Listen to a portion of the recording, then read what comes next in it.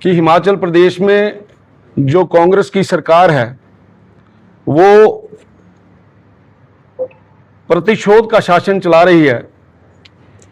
यहाँ कांग्रेस सरकार विपक्ष की आवाज दबाने के लिए प्रशासन का दुरुपयोग कर रही है।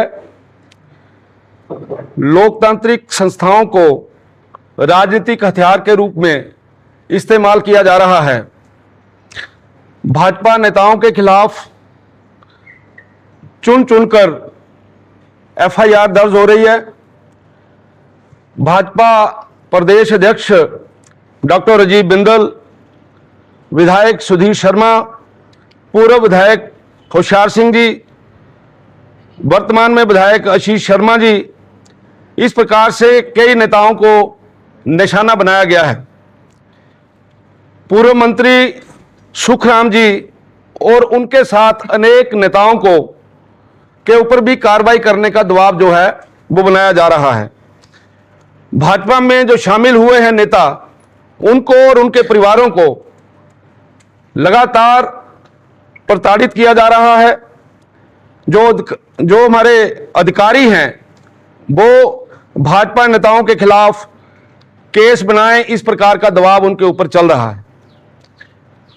केवल और केवल भारतीय जनता पार्टी के कार्यकर्ता, नेता, विधायक, पूर्व मंत्री ही नहीं, लेकिन वर्तमान में जो जिला परिषद के हमारे मेंबर्स हैं उनको भी नोटिस देके परेशान किया जा रहा है। पंचायत प्रतिनिधियों और प्रधानों को भी तंग किया जा रहा है। नगर निकाय प्रतिनिधि और पार्षदों को भी निशाना बनाया जा रहा है। आपके ध्यान में है कि हिमाचल प्रदेश के अंदर लंबे समय से जब जब भी यहां चुनाव हुए हैं, कोई धर्मशाला नगर निगम का चुनाव हुआ है, सोलन नगर निगम का चुनाव हुआ है, वहां पर भारतीय जनता पार्टी जीती है। इसी प्रकार से जिला परिषद के अंदर भी सब बड़े जिलों में और छोटे जिलों के अंदर भारतीय जनता पार्टी के अध्यक्ष और उपाध्यक्ष बने हैं। वहां पर जो पंचायतें हैं और जो नगर निकाय चुनाव जो हमारे हुए हैं, वहां पर भी भारतीय जनता पार्टी जीती है। जनता के जनादेश को स्वीकार करने की बजाय सरकार प्रतिशोध की जो है वो राजनीति यहां पे कर रही है। मैं आपके चैनलों के माध्यम से माननीय मुख्यमंत्री जी से जो पूछना चाहता हूं कि ये जो एफआईआर दर्ज कर रहे हैं, अगर एफआईआर ही दर्ज करने का इतना शौक है तो एफआईआर उन नेताओं के ऊपर आप क्यों नहीं करते जो मोटी रकम लेके 10-10 लाख रुपया लेके आप आज हिमाचल प्रदेश के अंदर जेई से लेके ईएनसी तक, पटवारी से लेके डीसी तक, आप उसको कोई भी मनपसंद स्टेशन देना है तो पैसों के साथ पोस्टिंग हो रही है। ऐसे नेताओं के खिलाफ एफआईआर दर्ज क्यों नहीं होती?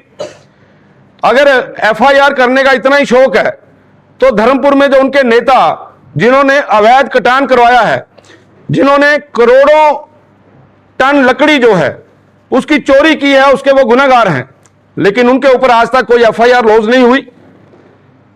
ये बगाट बैंक के अंदर बहुत बड़ा घोटाला हुआ है और जो उसके डिफाल्टर हैं वो शरेआम घूम रहे हैं, उनके ऊपर एफआईआर क्यों नहीं की जा रही? इसी प्रकार से चाहे आपका पीडब्ल्यूडी डिपार्टमेंट है, चाहे आपका आईपीएच डिपार्टमेंट है, उस डिपार्टमेंटों के अंदर जो टेंडर हैं वो टेंडर बाद में लग रहे हैं और टेंडरों का जो काम है वो टेंडर लगने से पहले ही हो रहा है। करोड़ों रुपए का घोटाला हो रहा है। ऐसे जो भ्रष्ट अधिकारी हैं उनके खिलाफ एफआईआर क्यों नहीं होती? इसी प्रकार से कांगड़ा कोऑपरेटिव बैंक के अंदर उन अधिकारियों के खिलाफ एफआईआर क्यों नहीं हुई जिन्होंने महिला मंडलों के खातों के अंदर 50-50 हजार रुपया जो है वो डाला? अगर एफआईआर करनी ही थी तो एसपी कुल्लू और डीसी कुल्लू, जिनके नाक के नीचे रेप पार्टियों का आयोजन हो रहा है, उनके खिलाफ एफआईआर क्यों नहीं हो रही? और ये जो आज एफआईआर करने का सरगना जो यहां पे जो पुलिस के मुखिया हैं, मैं पूछना चाहता हूं उनसे कि मानव भारती के केस में जो फर्जी डिग्री माल घोटाला हुआ था उसमें 2 साल तक एफआईआर नहीं हुई, और वो एफआईआर जो हमारे डीजी थे उनके निर्देश के बावजूद नहीं हुई। उस समय जो मुखिया हैं, उस समय जो एडीजी थे सीआईडी के, मैं इन्हीं से पूछना चाहता हूं कि इनके खिलाफ उस समय कार्रवाई क्यों नहीं की गई। इसके अलावा जिन्होंने आदरणीय सुधीर शर्मा जी के खिलाफ एफआईआर दर्ज की है, उस एसपी के खिलाफ भी एफआईआर दर्ज क्यों नहीं हुई। उसके बेटे ने सरकारी गाड़ी का दुरुपयोग करते हुए उस गाड़ी का दुरुपयोग किया, गाड़ी का नुकसान किया, लोगों के साथ लड़ाई की, लेकिन उनके ऊपर किसी प्रकार का कोई एक्शन नहीं हुआ। इसलिए ये जो सरकार है, ये केवल और केवल भारतीय जनता पार्टी के जो कार्यकर्ता हैं, भारतीय जनता पार्टी के जो नेता हैं, उनको जो तंग कर रही है, जबकि प्रदेश के अंदर कानून व्यवस्था जो है वो पूर्ण रूप से चरमरा गई है। प्रदेश के अंदर हत्या और गोलीबारी की घटनाएं जो हैं वो लगातार बढ़ रही हैं, महिलाओं के खिलाफ अपराध बढ़ रहे हैं, कानून व्यवस्था को सरकार किसी प्रकार की प्राथमिकता नहीं देती है, अपराधियों के खिलाफ कार्रवाई जो है वो धीमी है, जबकि विपक्ष के खिलाफ कार्रवाई जो है वो तेज है। पुलिस और प्रशासन लगातार राजनीतिक दबाव के चलते हुए ओपोजिशन के लोगों को जो है वो तंग कर रहे हैं। आपके ध्यान में होगा, मैं पुलिस विभाग के बारे में भी बोलना चाहता हूं। महिला पुलिस कर्मियों ने गंभीर आरोप लगाए हैं एसपी के ऊपर, और उस एसपी के ऊपर गंभीर आरोप लगाए हैं जिसको आज की तारीख में 3-3 जगह का चार्ज दिया हुआ है। क्या कारण है कि इस प्रकार के एसपी के ऊपर एफआईआर लॉन्च नहीं हो रही, जिसने अपने ही कर्मियों को तंग किया हुआ है, और वहां की जो महिला कर्मी है वो लगातार परेशान है। माननीय मुख्यमंत्री जी का जो काम करने का तरीका है, उस काम करने के तरीके को आम जनमानस तो परेशान है ही है, लेकिन उनकी पार्टी भी परेशान है। उनकी पार्टी की प्रभारी रजनी पाटिल ने अभी यह कहा है कि उनके काम करने का तरीका ठीक नहीं है, उनके काम करने के तरीके में बदलाव आना चाहिए।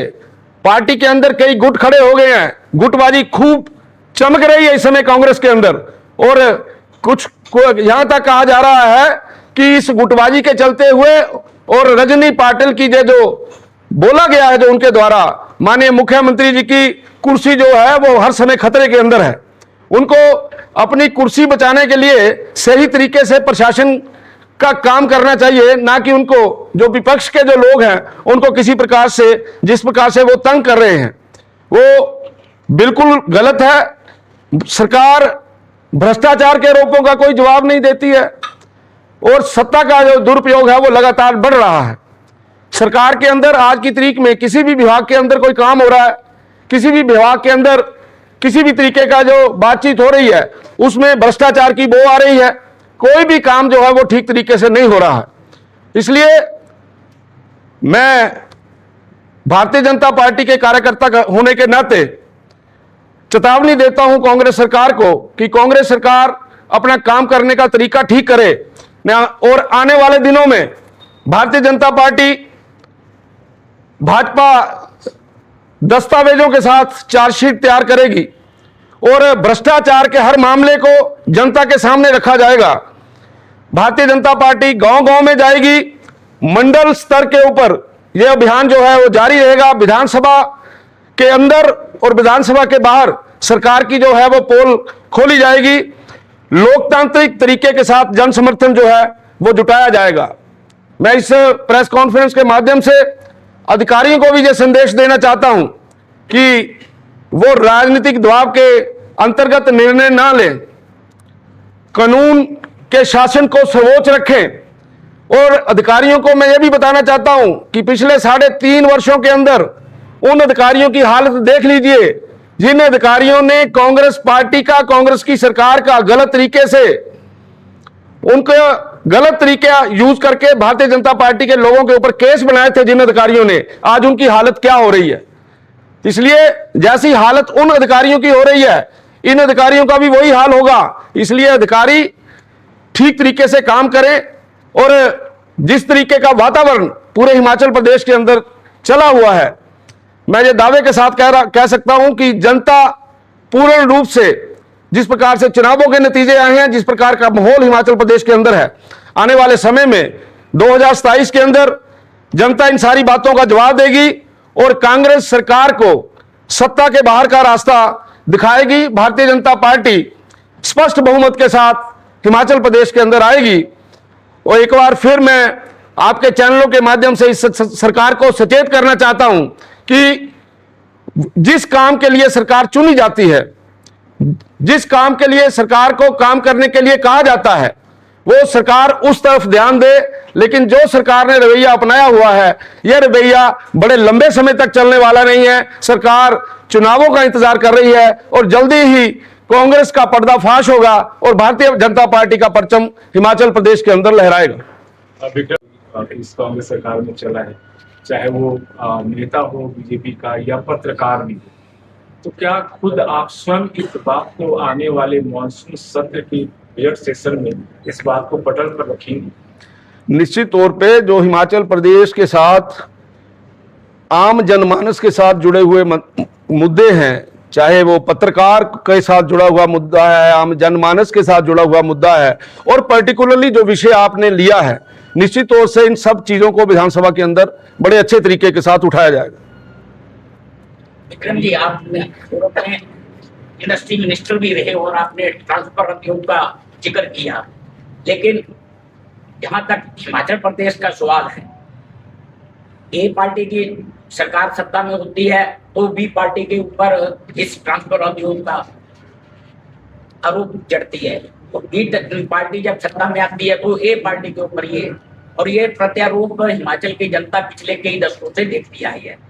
लेकिन आज दिन तक एक भी साक्ष्य किसी भी पार्टी द्वारा नहीं रखा गया। जो आपने आज आरोप लगाए रिश्वतखोरी के या ऐसे कोई लिखित दस्तावेज आप जनता के समक्ष या अभी हमारी चार्जशीट बन रही है, उस चार्जशीट के अंदर सभी चीजें विद प्रूफ हम बोलने वाले हैं, देने वाले हैं। और ये जो विषय आपने बोला है, ये विषय सभी पार्टियों के अंदर नहीं चलता है। हमारी पार्टी के अंदर इस प्रकार के विषयों को जो है गंभीर रूप से इन चीजों को देखा भी जाता है, सुना भी जाता है। लेकिन ये दुख का विषय है कि कांग्रेस एक ऐसी पार्टी है जिस पार्टी के अंदर खुलेआम इस प्रकार का काम हो रहा है। इस कारण से ये बातें आम जनमानस के बीच में आ रही हैं। श्री शर्मा जी ने मुख्यमंत्री पर भी जमीन के सौदा का एक आरोप लगाया है, उसके बारे में कुछ कहना? मुख्यमंत्री जी के ऊपर एक आरोप नहीं है, उनके ऊपर तो बहुत आरोप हैं। उन्होंने तो जो पानी का टैंक बनता है, जो वहां की जो जमीन आती है, उसके पैसे ले लिए। आज तक किसी विधायक और मंत्री ने कभी ऐसा नहीं किया होगा, इसलिए उनके ऊपर बहुत से आरोप हैं। उनके आरोपों की तो किताब लिखी जाएगी, टाइम लगेगा, जरा रुकिए। मुख्यमंत्री जी श्वेत पत्र लाने की बात कर रहे हैं भ्रष्टाचार के ऊपर, और एक नई कमेटी का गठन करने की बात कर रहे हैं, और कह रहे हैं पूर्व की जो भाजपा सरकार थी उसमें जो घोटाले हुए हैं, जो भ्रष्टाचार हुआ है, उसको लेकर श्वेत पत्र जो है वो जल्द ही जनता के सामने लेकर आएंगे। उस पर आप कह रहे हैं 3.5 वर्षों से उनको किसने रोका हुआ इन सारे कामों के लिए?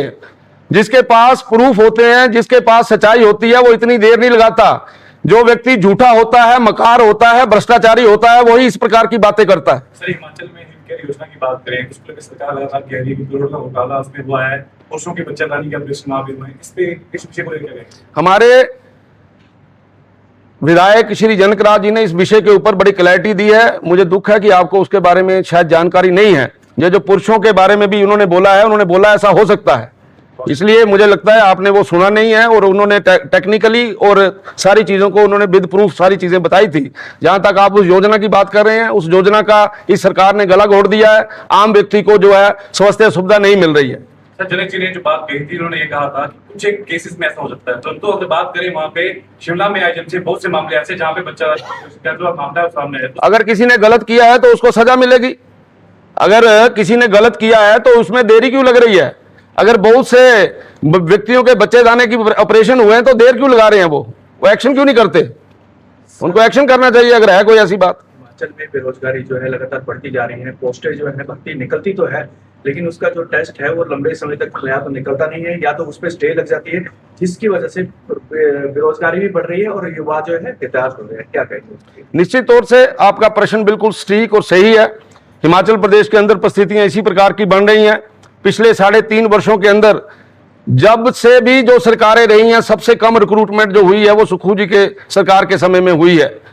जो पब्लिक सर्विस कमीशन की बात करें, सबॉर्डिनेट सर्विसेज की बात करें, सबसे कम रिक्रूटमेंट जो है वो इन 3.5 वर्षों के अंदर हुई है। इसलिए जो हिमाचल प्रदेश का नौजवान, जिसको जो बोला गया था कि 1 साल के अंदर 1 लाख नौकरियां और 5 वर्षों के अंदर 5 लाख नौकरियां मिलेंगी, हताश है और वो बदला लेने के लिए तैयार बैठा है।